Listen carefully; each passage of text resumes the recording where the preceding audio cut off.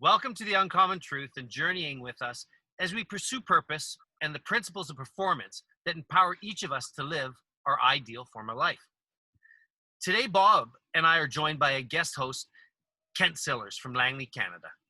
Kent has been involved in the development and construction of residential real estate communities in BC and Alberta since 1989. As founder and president of the Vesta Group of Companies, he has embraced the many seasons of life and business challenges to persevere and become one of the largest residential developers in Western Canada. Kent's primary role is to provide leadership and strategic direction to the group. Kent is also the founder and a current director of Tier Construction Limited, a road building contractor launched in 2013, and now operating successfully in Vancouver's Lower Mainland. In addition to being an active member of the Home Builders Association of Vancouver for the last 25 years, including serving on the board of directors for 5 years, Kent is a member of the North American Home Builders Association, the Calgary Home Builders Association, and the Canadian Institute of Chartered Accountants. He served as a director of Night Shift Ministries for 7 years and has held positions as a director for 2 publicly traded companies on the Toronto Stock Exchange. Kent holds a Bachelor of Business Administration from Simon Fraser University and a Chartered Accountancy degree.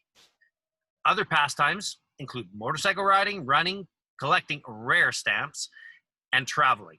Kent is married, has 3 boys, all of which are involved with Vesta. I've known Kent for, close to 25 years, and I've seen this man go through many seasons, and I can honestly say that he has always persevered and come out the other end using his principles of success. So I want to thank you, Kent, for joining us on today's journey to find the uncommon truth about the seasons of success. And thank all of you for joining as we begin this journey. So to start our discussion on the seasons of success, let's take a quick look at what the dictionary says the definition of success is. It's simply the accomplishment of an aim or purpose. So, gentlemen, if success is our choice by what we focus our aim or purpose on, do you believe success is defined by the purpose and the beliefs we choose to focus on and plan in our lives? Go ahead, Kent. What do you think? Well, it's good that you defined success, because I think every individual's definition of success is probably based on something along those lines, but it is a little bit different. For example, you get these sports athletes that are obviously highly successful in what they do.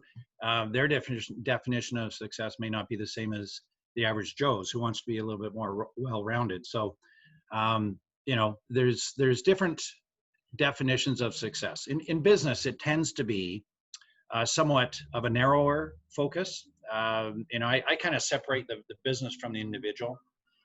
The world tends to, not unlike sports figures that uses stats, in business, the world tends to define success with stats, different types of stats, but typically numbers, branding, size, and they it's a pretty narrow scope of success. I think there's a conversation that has to happen on some of the other elements of success, lifestyle, community,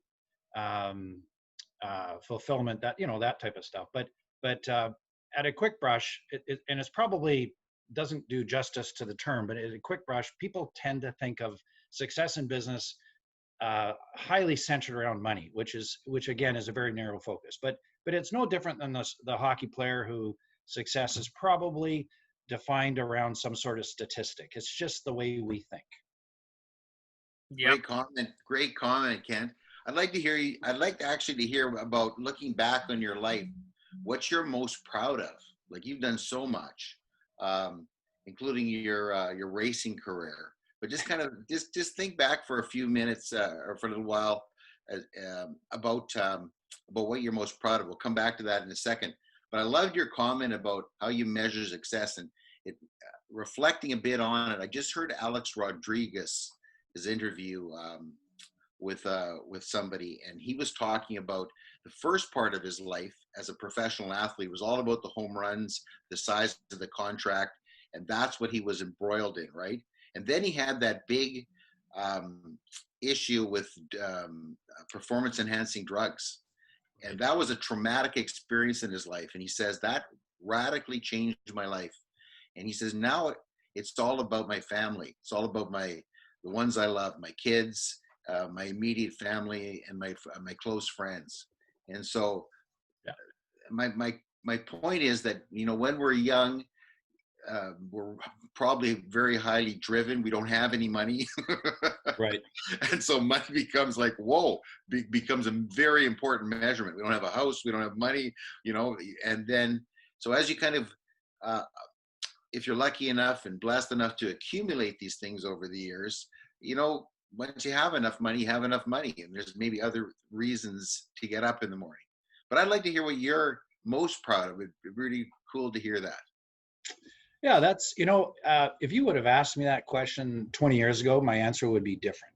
So when kids show up, you tend to think about legacy and you know, you want them to do better than what you've done. So I would say one of the things, and it's still early, my kids are in their early 20s, but one of the things I'm most proud of is I could see that potentially all three boys want to be involved in my business.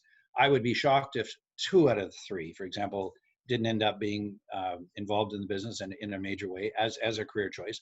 So the sustainability and the kind of the legacy side of that, and I have 2 partners, and they each have 1 kid that is also involved in the business, and they're actually legitimately contributing to the business. You always worry about, oh, what if your partner's kid, you know, doesn't have us, but it's not that way. So that's kind of cool. So I think one of the things I'm most proud of is we've created a machine, and it appears to be sustainable despite ourselves. I mean, we've created a machine that actually, you know, people appear to know what they're doing, and there's a bit of a sustainability thing. So we're not getting any younger, and my partners and I, when we back out of the business, we can see this thing we created surviving, and I just think that's so cool. What an accomplishment! What was the secret of them becoming involved in the business and kind of getting a piece of it? I know that you did some pretty special things with your family. For example, if you don't mind, just like you took them to Mexico on a regular basis. I mean, maybe share with our listeners some of the things you did with your family to get them to the point where they're in. Yeah, no, that's. I mean, we all kind of do the parenting thing a little different, perhaps. But when the kids were quite young, to take them to Mexico for 3 months, and we homeschooled them for a semester. So you get to really, when you're actually teaching each one of your kids, and my wife and I kind of split it up and stuff, you see how they all beat to a different drum, and it's kind of neat to see your kid on how their brain works and how they learn, because they're very different. And that was a great time with the kids and just hanging out, and we did some really neat stuff. And I would say that's probably a fairly unique experience that we're able to do. We did it for 4 years in a row, which is pretty neat. And I basically just, the first year I never came back once for 4 months, and you know, that was the beginning of the Skype years, and you could actually do this sort of thing in a very rudimentary way. So it allowed, I was able to still be involved in the business, board of director meetings, that sort of stuff, but it was a very special time that I could focus on the family side, which I would say most people probably don't get a chance to do in the middle of their career. I mean, the business at that time was booming. We were growing. It was a pretty ballsy thing to attempt to do. I had great partners that you know, filled in for me. So yeah, it was something that we really enjoyed doing, for sure. Yeah. You know, I think that what you've just defined is the ideal form of life, that you actually took control and you actually made a decision and developed a process or routine or rituals that actually drove the outcomes that you desired. And this is something Bob and I have talked quite a lot about over the last several episodes, is that our greatest chance of success is to prepare and predict the outcome by creating the process that enables us to become great at something. Mm-hmm. Right? Because average doesn't do it in today's world. Competition is so high, and that doesn't matter if it's in a very low key casual way, just out playing golf with your buddies, if that's in business in the boardroom trying to negotiate a merger or an acquisition. That applies to almost every circumstance in life. If you have a process to be able to work through a challenge, because that's the minute you set a goal, there's resistance that shows up. So now that process allows you to communicate more effectively and walk things out in any circumstance. What do you think about that, Ken? No, I think that's very true. I mean, you guys are focusing on some definition of success, and one of the keys to success in business, focusing on that side of things, is your ability to handle the ups and downs.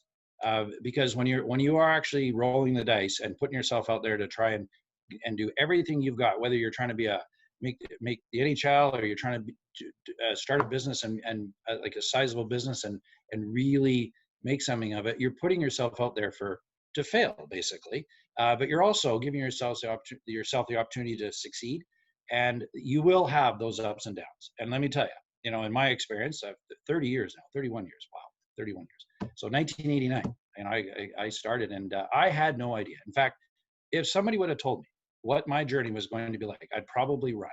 And that's it's not for everybody. And the saying, "Be careful what you wish for." Who doesn't want to be so-called, again, that very narrow definition of success? Everybody is probably going to start by putting their hands up. But then if they actually talk to the person on the type of commitment and the almost insane level of dedication, and I would say borderline obsession, that one needs to apply to achieve success in life, whether it's business, art, whatever, that's what we're talking about. It is very unusual. In fact, it is not typical of humans wanting to do that. Most people would not want to give up what you have to give up. I remember when I was in my mid 20s, when I was starting my business, I was a typical kid back in the 80s, and all my buddies would go for a beer and they would go to the bar, and I missed most of that. Not all of it, but most. I selectively said, okay, I can do that. But I was highly focused on that.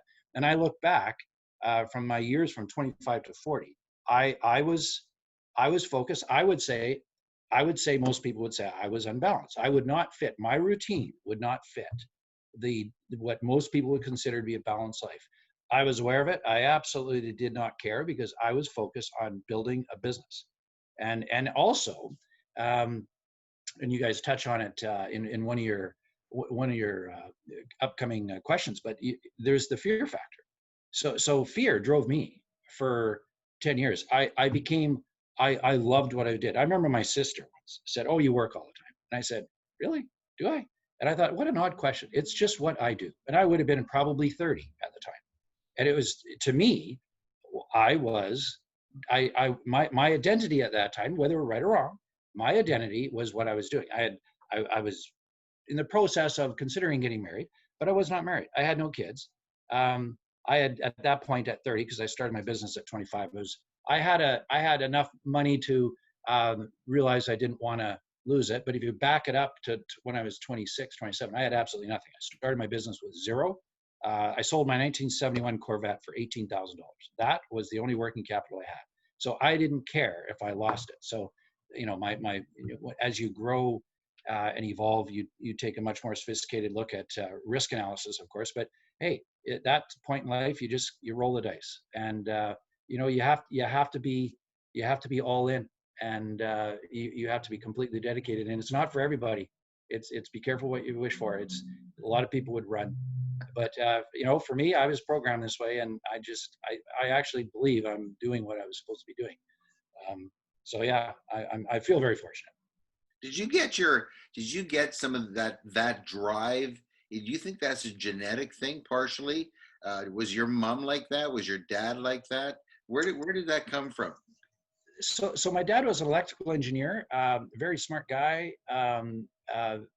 he wasn't business oriented that much. I mean, my mom was probably a little bit more business oriented. She was an accountant, bookkeeper, accountant. But no, I came from a very unassuming family, just kind of the average middle class Burnaby boy. Mhm. Don't know. I just How young were you? How young were you when you really were started to understand that you were driven, that you had purpose? yeah. So when I was going to SFU, deciding what I wanted to do, my original idea for going to school is my dad told me if I went to university full time, I didn't have to work. So off to school I went. It's That's not great. necessarily the most altruistic goal there, but and then of course you get on the conveyor belt and life opens up. And I always loved doing business stuff, and then I decided, you know what, I'm either going to get an MBA or a chartered accountant. And I kind of liked accounting. That was probably my mom's influence. And I knew it would be a good insurance policy. So I always knew I'd start a business, but I always thought, you know what, it'd be nice to have an insurance policy. I just chose that type thing. And the moment I passed my CA exams, I knew I was going to probably leave the firm and start my own business. And at that time, I was thinking real estate. It was the tail end of the Hong Kong transition in the late '80s, which we did not catch. That really didn't wasn't much of the story that we got into. But yeah, I knew I was going to do something. I couldn't see myself just staying 9 to 5. And doing your normal routine. It did not interest me. Average did not interest me. I'd rather fail or be well above average, but I just had this sense that I was not designed to go to the office every day and work for somebody. So I really feel that you just really created a great segue to our next question. And we go through so many different seasons in life. Yeah. And that can be economic crisis. That could be marriage. That could be a total assortment of different reasons why we make the choices we do in life. But what do you feel is the most important thing that contributes to yours and other people's success through these seasons? Would it be vision, faith, planning, self-discipline, just to name a few? What are the things that you think as a characteristics and the things we need to focus on to go through things such as COVID-19, this new normal we're in now? Yeah, absolutely. Yeah, the ups and downs, seasons, if you want to call it that, are, like I said, they do get you. And like I said, if I know it was coming, I may not have done it. You have to manage the ups and downs. You have to, and that's a topic in itself, of course. You mentioned a couple things: vision, spiritual belief, anything to manage the ups and downs. And oddly enough, I would say to a young person, the advice I would give is watch the ups. If I think back in my career, I've had some incredible good fortune, some really ups, big ups, some successes and things we were doing on the business side. And I would say that the risk of overreacting on business successes is one of the biggest things. In other words, some people adjust their lifestyle for their best month ever. They'll have a big month. Maybe they're a realtor or a consultant. They have a big month and they adjust their lifestyle to the best month ever. That is obviously not good advice. You have to stay even keeled. Good things and bad things will happen in life and in business, but in the scope of context of business, it absolutely does happen. And you have to be even keeled. Doesn't mean you don't show some excitement, doesn't mean you don't enjoy the moment, but you got to understand it's just a phase. It's a season, if you want to call it that. It's an ups and downs, and everybody gets them. And that's the other thing you learn through experience. When I was younger and in business, I was getting whacked maybe and something wasn't going right. I'm thinking, oh, this is the only guy that this is happening to. Well, you realize as you get older, and there's some comfort in this. What's the saying? Misery loves company. Everybody gets whacked. Everybody gets their turn in the barrel. And that's just another term. It's just the way life is. And you have to manage that. And the people that can't manage that, they probably fail. And again, it's oddly enough, I think the highs it's more critical to teach young people watch the highs. It's not always going to be good. And it's just, you're fortunate, you've been blessed to have a high. Awesome. But typically, not to be pessimistic or anything, but you got to watch the highs, because we all know what's around the corner. When life's going really, really good, everybody learns, and you don't know this at 25. You figure it out at 40. It's like, you know what? It's not always going to be this good. Whether it's the stock market on a tear, one of the biggest things we find with the young trades on our site, they start to do really well. A lot of them go out on their own, start their own business, and I tell them, I say, guys, and they buy the $100,000 pickup truck, and they think it's never going to be anything but good. And what I say to those guys is, you got to manage the good times, because trust me, it won't always be this good. And there's nothing wrong with the bad times, because it allows you to appreciate the good times. So the seasons, managing the seasons is a critical success factor for sure.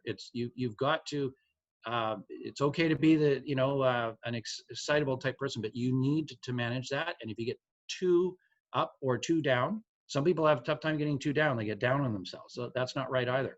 And one of the best things to learn for the young people to not get down on themselves, I find, is, and I already alluded to it, everybody else gets beat up too at times. It's part of,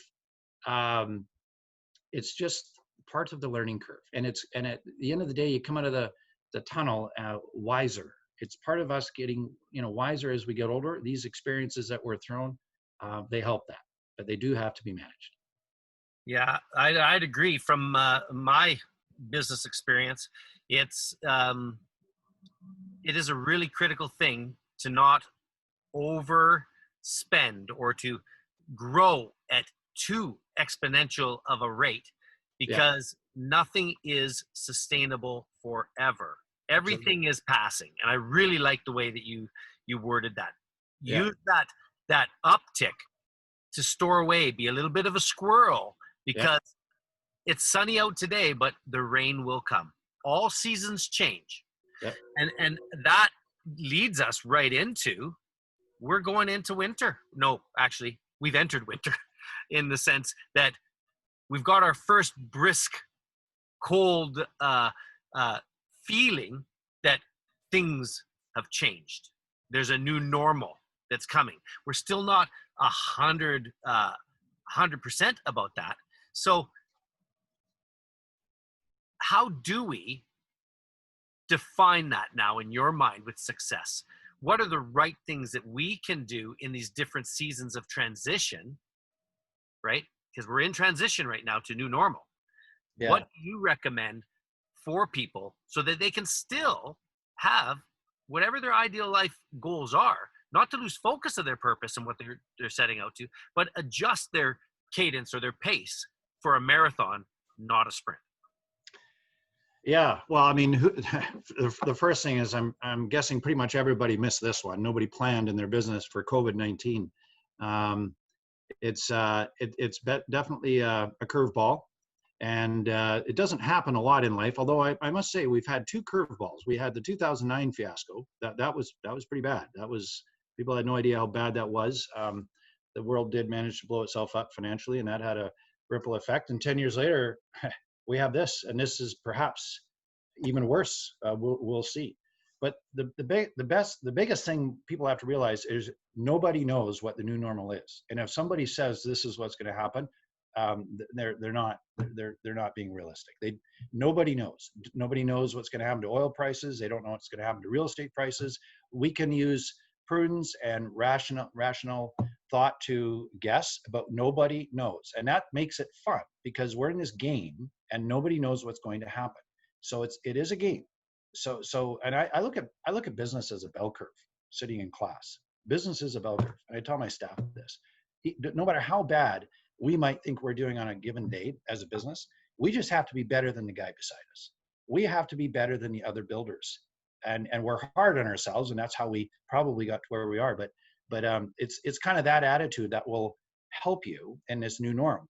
The first thing everybody has to realize is nobody knows what's gonna happen. So we're applying prudence. Hopefully a business is not overly stretched. A lot of businesses have been coping with zero sales. Well, what business plan copes with zero sales? I mean, do you guys have a business plan for zero sales? We don't. You just have to hang in there. So again, the misery loves company. The whole world, there isn't a business on planet Earth that is not being affected right now. Now, there is a few of the technology companies, they're actually being affected positively. Amazon, Nvidia, Microsoft, everybody who's involved with doing it, Zoom, right? So there is some that have been affected, but most of them have not been affected positively. So it's just our turn in the barrel, and you hope that your business-wise, you hope that it's structured so that it can sustain a significant reduction in cash flow. And it's just one of those challenges. It's one of those seasons, and nobody's got it figured out. We're just all glued to the TV, wondering what the next stats are on this COVID thing, which I'm thankful to say is actually diminishing now. I was just sick to death of listening every day at 6 o'clock of how many inflated numbers they are. How bad can we make this look to be dramatic, right? Because it was, I got sick of it. Plus, I think there was an element of overreaction there, but it is real. Whether the COVID-19 thing in this example that you're using is a big deal in itself, it doesn't matter. The way the Western world anyway has reacted to it, the way the Western world governments have reacted to it, it absolutely has made this a life-changing moment. Whether the disease itself has, but the collateral damage that's caused from government decisions has affected every single business, not just Canada, but in the Western world. There's like Sweden didn't blow themselves up. There's a couple of examples of they didn't follow, but for the most part, the United States started and we divided everything by 10 and did the same thing. That is going to have a lasting impact on everything. And just on finish that note, until there's some element of social distancing, as long as there's some element of social distancing required by government, it is going to impact almost every business. Restaurants, pubs, it impacts the way we build. We're building 25% slower than we were in January. There's nothing we can do about it. And it's just one of those things, and you have to manage it. We didn't plan for this. We had no plan for this. We're just handling it like everybody else and doing the best we can. And that's where experience, if you have good processes, if you have, all the normal business 101 things, if your family, if you've got all sorts of fires in your life and this hits you, good luck trying to manage this on top of everything else. I guess if there's a takeaway here, it's just reinforces if a person can manage things in a somewhat stable basis, when you do get curveballs, and this is a big one, you can manage it. But business and life, we haven't touched on the life part of it as much, but they are intertwined, man. Like you really have to have some stability in all aspects of it. What's the saying? Happy wife, happy life. It's true. If your home life isn't right, then it's hard to manage challenges when you get in your business, when you get the curveballs, and we have a curveball right now. So that leads us beautifully, just well done, into a really important question then, right? How do we create our ideal form of life in this season of winter that's happening to us now? And what are the opportunities that you see? And I think most importantly, would you be willing to share some of the routines or the rituals that you have? And Bob, I'd love yours because you're a master in the area of relationship and creating magical moments that way too. What are the routines and rituals that you're doing with balancing our life of family, occupation, health and wellness, all these other these areas and chunks of our life to help us get through this time and this season? Yeah, and there's that magic word again, balance, right? So at my age, I've been doing this for 30 years. I'm able to have more of a balanced life. But if this was 25 years ago, I would not be in a position if my business was hit with what's happening now, I would be a maniac. I would be 24/7 because that was my nature back then. That's probably why I'm able to be in the situation I'm in now. But it would have been different back then when I was younger and my business wasn't as structured. So I think that question it has to be taken in context of what part of the journey is your business at. So if you're in a mature business we have people that have been with us for 25 years, it helps a lot. So we're fortunate, and you basically just try and again stay even keeled. There's, as far as routines go, there's certain things that we are doing differently now than we were. We are, as much as my background is accounting, we're definitely more numbers oriented now. We are doing everything we can to get our cost structure down. So I mentioned, for example, that our business, we're building at 25% slower. So we have the same cost structure that we had in January. Well, we're now, our factory, if you will, is building at 25% slower than it was in January. We can't keep our same cost structure. It's common sense. So we're doing things to get our cost structure in line with the new level of productivity we can do, and it's government enforced. We can't work. If we do, we get fined heavily. WorkSafe is on our site 3 days a week type thing. But as far as the routine goes, with the new routine here, me personally, I talk to my managers more. I love numbers, but I'm not involved in the day-to-day as much, but I'm stepping back in and paying a little bit more attention than I normally would in the various departments. Most of the department heads report to me at some level. So we're definitely meeting as a group a little bit more. We've started actually using this kind of technology because we had some workers that were working remotely and still are. We're doing remote manager meetings, and it's really cool. I mean, it's actually unbelievably efficient, and we're going to start employing that in our day-to-day business life moving forward. So you do learn some things when you're challenged, and again, people are very creative and resourceful, and I think people realize that they can actually function in a different way. But getting back to the rituals, we're I'm an early morning guy, so I get up. Early bird gets the worm. Another saying. It's true. You don't get successful. Wayne Gretzky did not become the best hockey player in the world by sleeping in. He was an animal. He was unbalanced. He's one of those. But guess what? Messi, the soccer player. Do you think he sleeps in? So certain traits that successful people have, I guess. And I've read all the same books.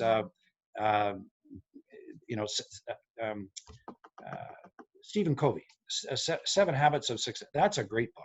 So it talks about it. They're all kind of repetitive, and a lot of it is common sense. But I guess if you had to say what are the best rituals that you can recommend, the people that work the hardest are most likely to succeed. I don't know if you guys watched the Michael Jordan thing that's on there right now, The Last Dance, but that he was probably the most talented guy on the planet doing what he was doing. But he worked harder than everybody. It wasn't just naturally gifted talent. So did Wayne Gretzky, as an example. Sports is an easy analogy because everybody gets it. It's in your face. It does. Those types of principles apply to business as well. I mean, if you want to be what do you call it, a phony or whatever, and just you got to walk the walk. You've got to work hard, and those guys that do that, no different than sports. In business, that the working hard is part of your daily ritual is absolutely imperative. You got to read.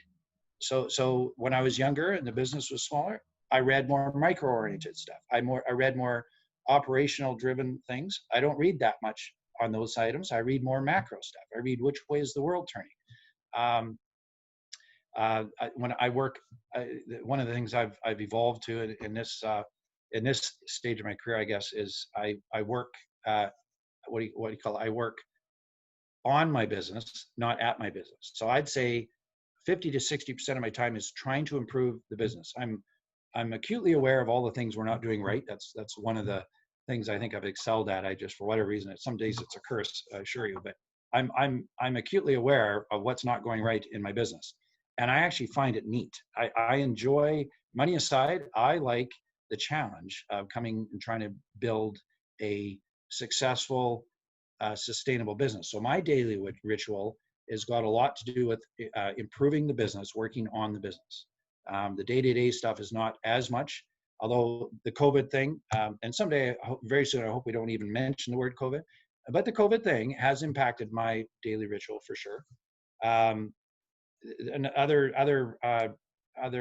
rituals, I guess, with it's safe to say that probably everybody's stress level has gone up because of what's going on in the world. So exercise. So my whether it's daily, probably not, that is part of the routine now. And if I don't exercise with the level of, responsibilities that I have, it gets tough. So the exercise routine has become more important in managing the challenges we face.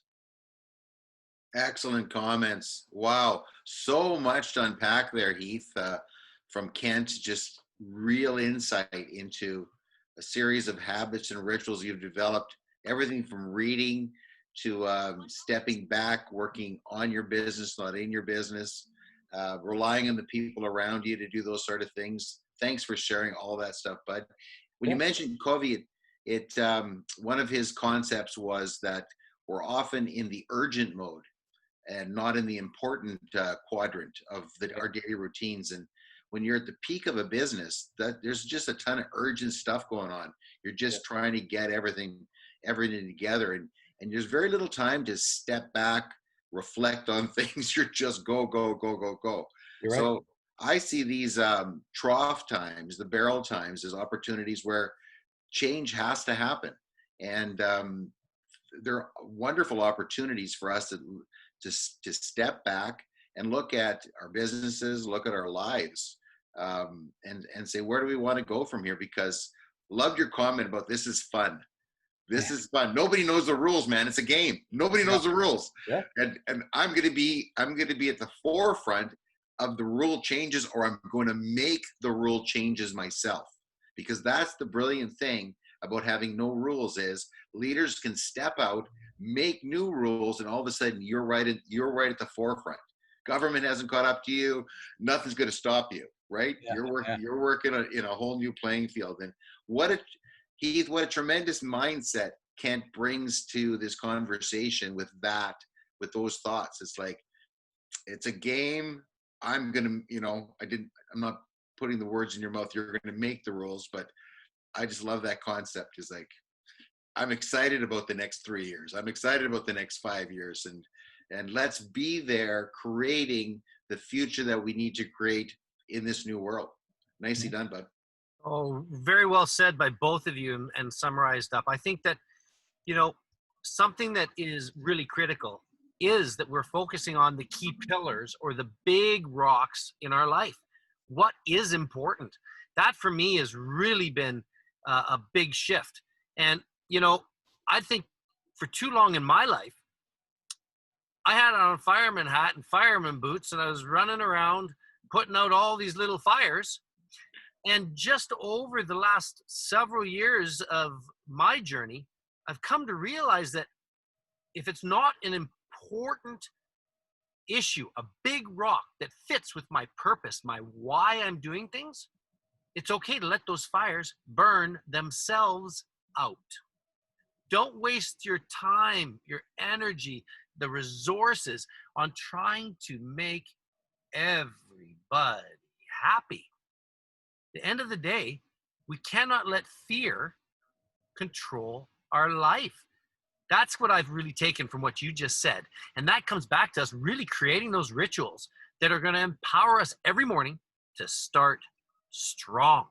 We need to grow through reading and learning from people that are where we want to be, not where we are.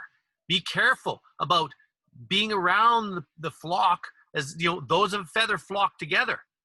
Are you flying with people that are all, COVID-19 or whatever the issue is in life is fulfilling the prophecy that's coming out of our own mouth?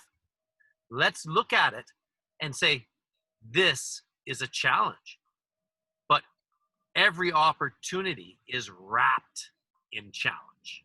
And that is a mindset. That, Kent, is something that you have exhibited through your businesses, through your life.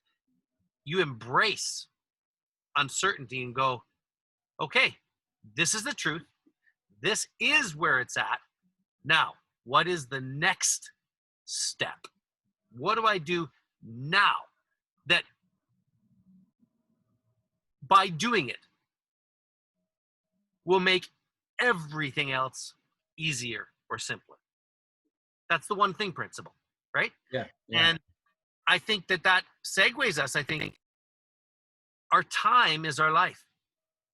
And where we invest that time is so critical. We need to look at that ideal form of life we want. What are we doing in our family and friend relationships? Is it effective? Are we communicating well? Our occupation, work, and wealth, as we've so talked about, yes, it's critical, because if you don't got money, you've got nothing, basically. You need it to survive in today's world. But you can't forget the health and wellness. You got to take care of your body, because if you don't take care of that, your mind goes for shit. And now you're doing the other two things poorly. And it all builds on what those rocks, those chunks of our life are. So I'm going to put it this way for our last question for our discussion today, because this is so deep, the stuff we've been talking about, is, do you believe that we can create our ideal form of life in this season, regardless of what challenges we're all facing? What advice are you going to give people that in this season, they can believe they can create their ideal form of life? Yeah, I mean, that's an interesting question. The quick answer is yes. It's always, you can always make opportunity from challenges. You've alluded to that. There's huge challenges today. There's been very creative people that turning those around and making opportunities. So there's never a bad time to start a new idea, start a business. But I would temper that with saying that in times like this, say, in keeping in the scope of, say, business, one would have to be very careful in saying, this is the time I'm going to start a new business. I mean, just that's, you call it common sense, you call it whatever, depending on what the type of business is. So you'd have to be aware of what's going on in the world and make sure that the business idea that you may have started before, current events unfolded is still applicable. But I call that common sense. It's always, notwithstanding that, there's always opportunity out there for people to do stuff, and the opportunity is probably in some ways greater than it was before when things were relatively stable, because everything's up in the air. The normal processes are some of them aren't valid anymore as far as how people are functioning in life. There's opportunity out of the chaos, and it's not always easy to figure out what those opportunities are. And one thing you learn is people are they're very clever. So no matter what you try and do in life, there's going to be other people that are going to try and do it better. And it's the competitive aspect of our species, and it's a good thing, but it's good to go in eyes wide open. Nothing is easy. And if it seems easy, it's probably a person hasn't done their research. It doesn't mean you don't do it. And the cream rises to the top, etc. Hard work gets you there, but a bit of luck helps. Sometimes it's just dumb luck. In my career, I'm pretty sure it was in many occasions. So there's opportunity there for sure. You just have to figure it out, and that's the fun part. It is a game. Nobody knows, but what are the opportunities of having things the way they are now? Like how many restaurants do you think are going to survive, for example? There's going to be a lot, but the model will probably have to change. That's an opportunity. How many nightclubs do you think are going to survive? They're talking 2 years. So I don't know. The world needs nightclubs. That's a community service, if you want to call it that. But it's a business, and the world needs nightclubs. But that is going to change. And I don't know the answers. I haven't put any thought into it. Even if I did, I wouldn't necessarily know the answers. But somebody clever will figure out how to solve that gap that the current problems in our world today are probably going to cause. There's all sorts of them, and it all gets back to how long are these regulations going to stay in place. But if it's not COVID, it'll be something else. 10 years ago, it was the financial world blowing up. So people are clever. They will always figure out how to come up with opportunity in a changing world, even if the changes seem to be catastrophic. You take a deep breath, you sit back and you figure it out. And the other thing I tell some of the young people is back to the season thing, is you're going to have bad days, and just sleep on it. I've been fortunate in my career. I can't remember having what I would consider a bad day. My definition of a bad day is pretty bad. I've had some bad days just in the scope of business we're doing. You get it. It's just the way it is. but I can honestly say I rarely get 2 in a row. I don't know. It's very, very fortunate to be able to say that, but sleep on it. You know, tomorrow's a new day, and we're clever people in general.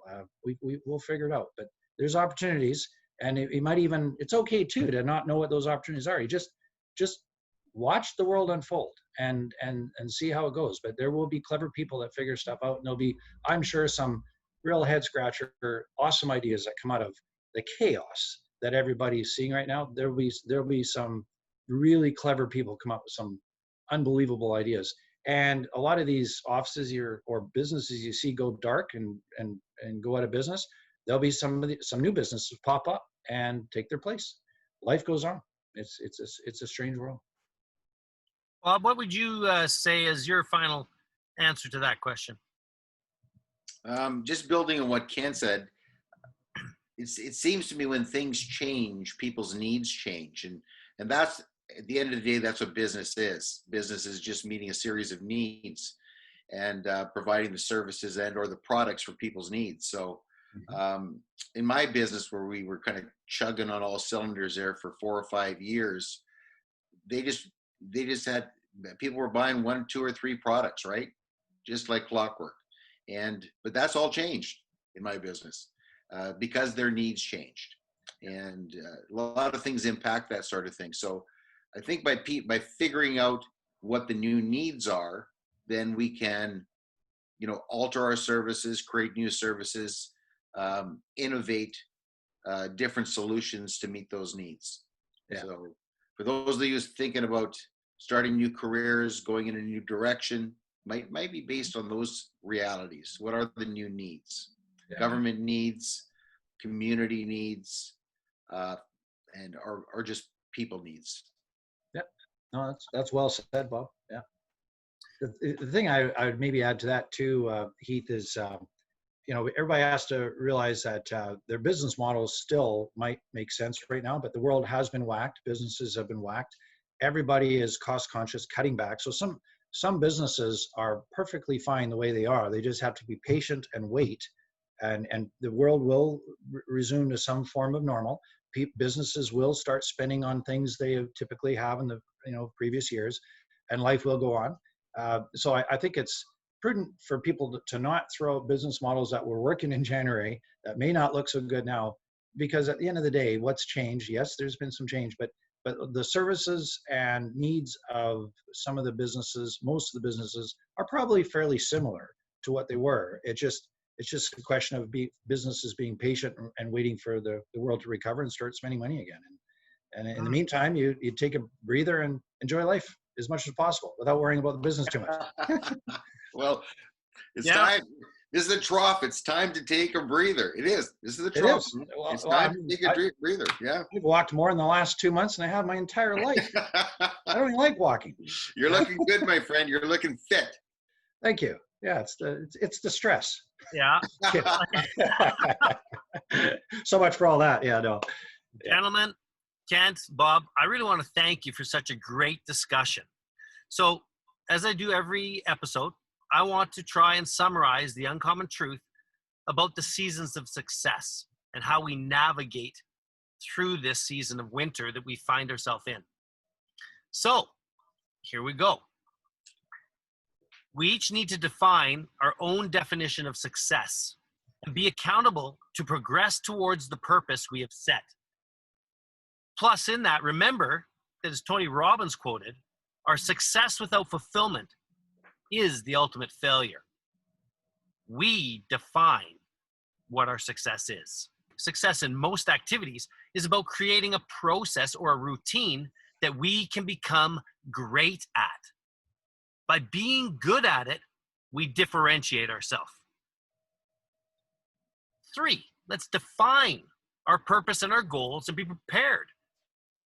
And with that preparation, expect challenges. Chance favors a prepared mind, and preparation is about creating the circumstances and routines that will bring predictable results. 4, do what you are passionate about or obsessed. Do what we love, because when we do what we love, we will finish strong, and we can be proud of what we've accomplished. Do not fear. Do not let fear control you. Embrace uncertainty and be 100% committed. Or in other words, burn the bridges so you can only move forward. It takes commitment to win.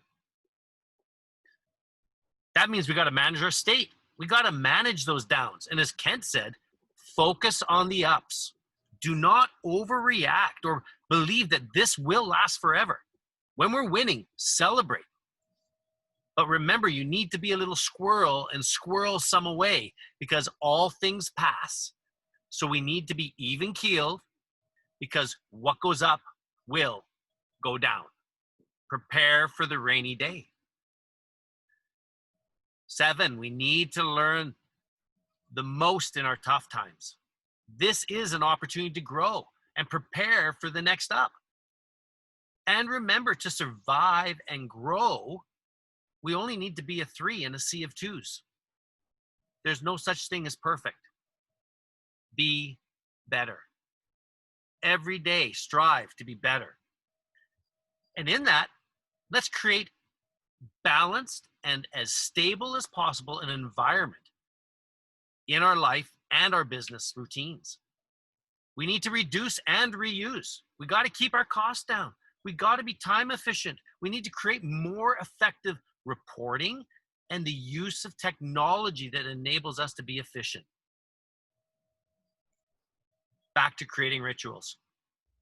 The rituals we do, that's what we consistently do, is what empowers us to move forward, to get up, to grow. So get up early. The early bird gets the worm. Read and learn from people that are where you want to be. And most importantly, work hard, but work hard consistently. We need to manage our pillars of health. We got to take care of our body, our mind, and our spirit, and put good stuff in. Focus on what's the important things to us, back to our purpose, and really make sure that we don't let the urgent fires that look so hot and important to take us away from the real important purposes that we've set out. Let them burn themselves out. They will. Now is the time to take action. And we need to use this time of challenge to reinvent ourselves. We need to seek the answers to who we are, where we're going, and what do I really want for my ideal form of life. Today is the beginning of a new adventure. Every day, the sun has a ritual. It rises and it sets. It has been doing it for millions of years consistently. So let's focus on the challenge that we're in and really focus on providing the needs of the people we touch. If we bring value, people are going to follow us. That's what leadership is. A servant leader brings value. He's not out looking for followers. He's bringing value. People will automatically go to it because their needs are being met. So to get through the seasons of success, if I were to summarize it, start now, move forward, one step at a time, persevere. And remember, this is going to pass. Look up, realize how grateful we should be for where we are. So, I'm grateful for you all watching today. I'm grateful for Kent and Bob, you guys discussing this. It's such a deep topic, and I know we'll probably have you back to dig into this some more.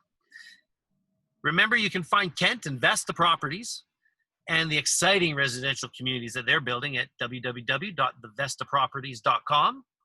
And I just want to thank you for journeying with us today. We welcome you to visit us at www.theuncommontruth.life and find The Uncommon Truth on YouTube, Facebook, and most podcast apps. Until next time, God bless.